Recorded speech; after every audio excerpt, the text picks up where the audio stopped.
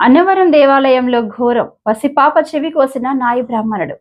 అన్నవరం సత్యదేవుని దేవస్థానంలో ఒక చిన్నారికి తలనీలాలు సమర్పించే సమయంలో నాయి బ్రాహ్మణుడు పొరపాటున ఆ పసిపాప చెవి కోశాడు. ఈ ఘటనపై తల్లిదండ్రులు నిలదీయగా దేవస్థానం సిబ్బంది పట్టించుకోకుండా వెళ్లిపోమన్నారని బాధితులు ఆరోపించారు. ఈ సంఘటనపై తీవ్ర విమర్శలు వెల్లువెత్తుతున్నాయి. హిందూ దేవాలయాల్లో హిందువులకే ఉద్యోగాలు ఇవ్వాలని, అన్య మతస్థులను నియమించి హిందూ మతాన్ని నాశనం చేస్తున్న ప్రభుత్వాలు త్వరలోనే కనుమరుగవుతాయని వ్యాఖ్యలు వినిపిస్తున్నాయి.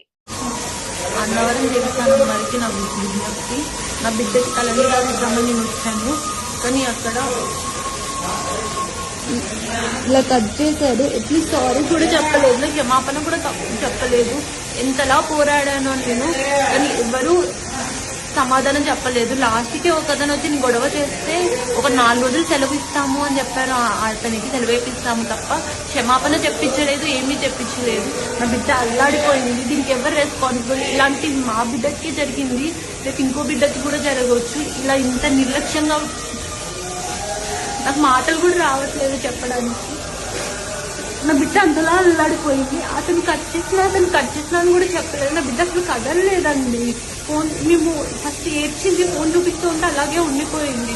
తర్వాత అతను కట్ చేశాడు. కట్ చేసి మేము చూడకముందు పౌడర్ రాశాడు. ఏంటిది అని చూస్తే ఇంకా బ్లడ్ కారుతూనే ఉంది.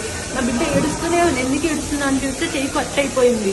ఒక్కరు కూడా అసలు ముందుకు వచ్చి మాట్లాడలేదు మా గురించి. కానీ పసిబిడ్డ అంతలా ఏడుస్తుంటే అక్కడ నుండి వెళ్ళిపోయారు తప్ప ఎవ్వరూ ముందుకొచ్చి మాట్లాడలేదు, సారీ చెప్పలేదు, క్షమాపణ చెప్పలేదు. అన్నవర దేవస్థానం వారు ఇలాంటి తప్పులు ఇంకా ముందు కూడా ఏ పసిబిడ్డకి